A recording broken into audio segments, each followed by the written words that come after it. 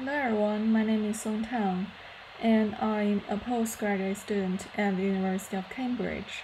My research topic is contemporary India's cultural diplomacy, and today I'm really glad to be here and introduce part of my research topic. Today I'm going to introduce the mobilization mechanisms behind India's yoga diplomacy. I will start from three aspects: organization, identity, and ritual. At the center of today's presentation is India's yoga diplomacy, and to be more specific, the International Yoga Day, which is a grand transnational cultural festival launched by the Modi government in 2014. It is a typical case of contemporary India's cultural diplomacy, and by far it has achieved huge success across the world, especially in countries like the US, where the number of yoga practitioners boosted along with International Yoga Day. So here, identifying yoga diplomacy as a form of mobilization, my research investigates the mechanisms behind its success, and it also provides inspirations for cultural diplomatic studies and practice. To begin with, I would like to introduce the definition of a key concept, cultural diplomacy. According to the definition of Joseph Nye, cultural diplomacy is soft power diplomacy. Instead of relying on coercive power or economic sanction, countries achieve cultural diplomatic purposes through attraction and agenda setting. It is a process of establishing, developing, and sustaining relations with foreign countries by ways of culture, art, and education. And as for India, it has a long history of conducting cultural diplomacy. In the 1950s, the Indian Council for Cultural Relations was established, and it has been in charge of India's cultural relations with foreign countries. And among various kinds of cultural products, yoga has become an important strategic resource of cultural diplomacy because of its health value, worldwide popularity, and cultural connotations. There are a lot of reasons that promote yoga's transformation from a cultural product to a national resource. For example, in the 1980s, the ICCR started to send yoga teachers abroad to promote the practice. At the same time, yoga and Ayurveda have been nationalized or normalized as part of the 5-year plan, transforming from cultural heritage to nationwide health therapy. And in 2014, yoga diplomacy entered a new phase. Not only has the International Yoga Day established, but also Modi and the BJP launched a series of Hindu nationalist schemes. These new dynamics after 2014 not only makes yoga becoming the center of the world's attention, but also makes it necessary for scholars to find what are the promoting factors behind yoga diplomacy's success. So here I would like to draw from the mobilization theory. According to the interpretation of sociologists, mobilization refers to the social process of mobilizing various resources for group actions. It also refers to the construction of collective interests and motives. The institution undertakes the function of creating and interpreting these motives and interests and urges members to participate in specific actions. And historically, the meaning of political mobilization has undergone several changes. The traditional mobilization describes the collection of national resources to cope with a war, while in the 21st century, international relations are not only a confrontation between two governments, but have witnessed the devolution of power to non-governmental organizations, transnational enterprises, and individuals. Now governments and diplomats have to contact with and mobilize the people and transnational organizations in order to achieve their political, economic, and diplomatic goals. It requires them to use soft power-based approaches such as consultation, public diplomacy, and cultural diplomacy. This theoretical framework is a good entry point for analyzing India's yoga diplomacy. The first mechanism is organization. Many organizational theories have discovered that there has been correlation between group mechanism and political mobilization by studying organizational activities and the political participation of their members. So the frequency and pattern of members' participation in organizational activities have an impact on the construction of group consciousness and the cultivation of a sense of belonging. This collective ideology can transform into political motivation and directly lead members' actions. To be more specific, the higher frequency of members' participation in organizational activities, the stronger the feeling of dedication they show. And regular gatherings are therefore very essential to maintain the organization's mobilization capability. In the case of yoga diplomacy, the intensive schedule yet limited time period of the International Yoga Day is complemented by the daily activities of local organizations.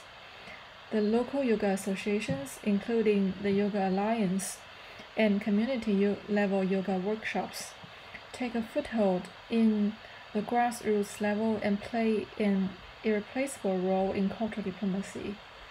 From another perspective, the neo-structuralist theory opposes to view the organization as a closed system, but rather calls our attention to the relationship between the external environment and the organization. So, although the practice of yoga diplomacy is a state-led cultural export, its overseas popularity is jointly stimulated by local organizations and yoga lovers. These organizations outside the official system thus become the strategic asset for India's cultural diplomacy. And second, interpersonal relationships within an organization are critical to mobilization. In a center-to-outward power relation, the person at the center owns power and privilege and can cast an impact on the activity and mindset of group members. For example, the yoga master or yoga guru in a yoga organization. And this explains why India has been training and dispatching yoga teachers abroad through recognizing the Yoga Day participants as organizational members and constructing temporary authorities, which are the well-trained yoga teachers and well-known yoga masters. India subtly conveys its official explanation of yoga to the broad foreign public. The languages of yoga teachers include yoga was originated as an Indian tradition, or yoga brings India's message of peace and love to the world. And these enhance the influence of Indian culture and also build a positive national image of India. Come to the second mechanism, which is identity.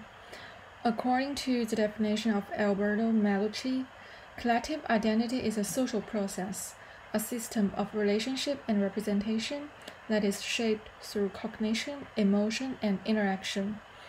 The role of the community is to interpret the identity, to construct the collective interests and motivations, and to generate the political consciousness among members, and finally guiding their behavior.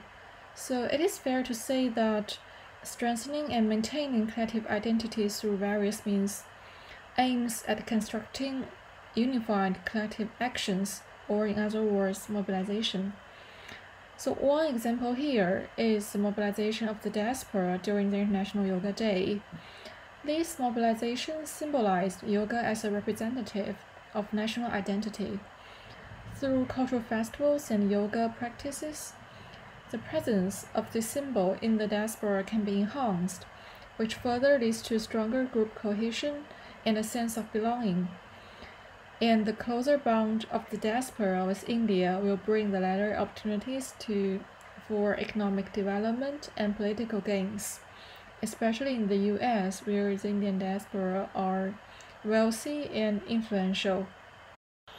And meanwhile, yoga as a cultural product distinguishes the Indian self from others. So, in a multicultural society, cultural minorities and subcultural groups tend to emphasize their own cultural uniqueness. For instance, yoga, to maintain group identity and pride, defending themselves from the mainstream culture's oppression. So it is not difficult to discover the same phenomenon in Indian diaspora communities in the United States.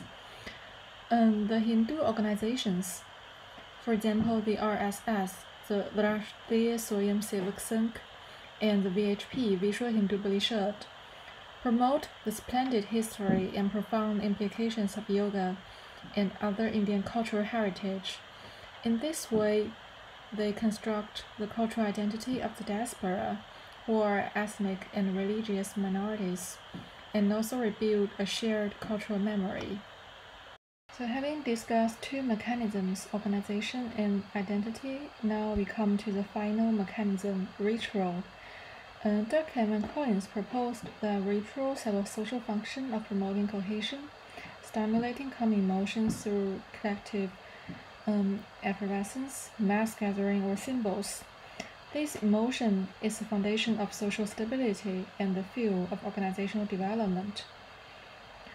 As a form of physical motivation, the mechanism of International Yoga Day is highly similar to that of rituals. The International Yoga Day is an international event with a large number of participants, and it includes yoga practice, performance, and the introduction to Indian culture and Indian lifestyle. The various activities can mobilize all senses of participants by language, music, and body movements. By combining visual and auditory stimulation with clustering effect, the International Yoga Day achieves the physical and psychological synchronization of participants and brings emotional contagion from physical coexistence into being. What is worth mentioning here is that, along with the development of multimedia, live broadcast has also become a ritual that mobilizes the mass. So as a consequence, the common feeling helps to generate the foreign public's friendly attitude towards Indian culture, and it also makes the diaspora to feel the strong appeal of Indian culture at an international level, which enhances cultural pride and group cohesion. And so now let me briefly summarize what I have talked about today. From the perspectives of mobilization, this paper tries to reveal the essential structure and mechanisms behind yoga diplomacy. It makes three arguments. First, there is the organizational mechanism, the frequency of participation and interpersonal relationships within the organization contribute to the construction of group consciousness, which enables Indian culture to be more effectively exported. And second, the Indian government and overseas Indian organizations use yoga as a symbol of Indian culture to conduct cultural identity among the diaspora, and it becomes a strategic asset for India's economic, political, and diplomatic benefit. Third, as a large-scale live event, the International Yoga Day generates emotional resonance and enhances the appeal of Indian culture through multi-sense stimulation. The above three mechanisms help us to explain the basic yet significant logics behind cultural diplomacy. And in addition, this paper also provides inspirations for cultural diplomatic studies and practice. First, it inspires scholars to pay attention to the specific mechanisms behind cultural diplomacy. And it also inspires researchers to take a decentralized perspective in future studies.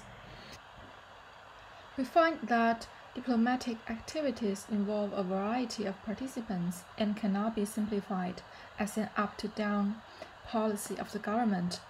On the contrary, non-governmental individuals, transnational organizations, and the media have made contributions to the overseas dissemination of Indian culture with the help of organization, identity, and ritual mechanisms.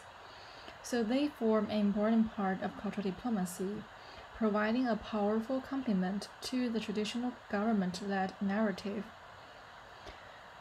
And in this context, the ability to utilize these emerging soft power resources is a criterion for assessing a country's cultural diplomatic capability.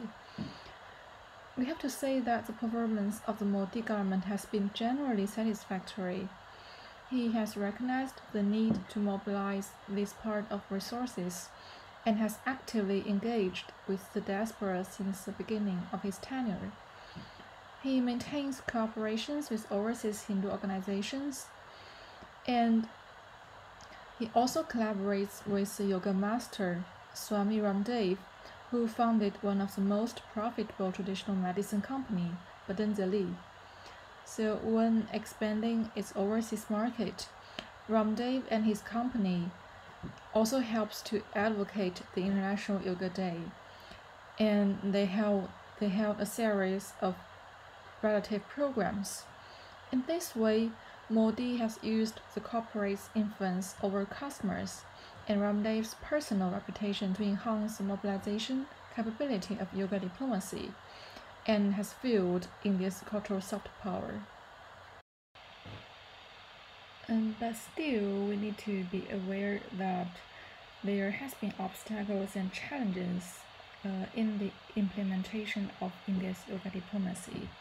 For example, the identity construction with Hindu elements, or the activities of Hindu organizations overseas, and the involvement of some yoga masters have raised concerns over the neutrality of India's yoga diplomacy. So the inspirations for policymakers is that they should be aware that although many people oppose the promotion of yoga, their reasons and stance behind it are different. And the key to success is to understand the distinct interest of every social group and take all potential obstacles into consideration. It is also necessary to create a favorable environment and subtly guide general public through dialogue, coordination, and multimedia. Well, this is the end of my presentation. I'm open to questions and comments. Thank you very much.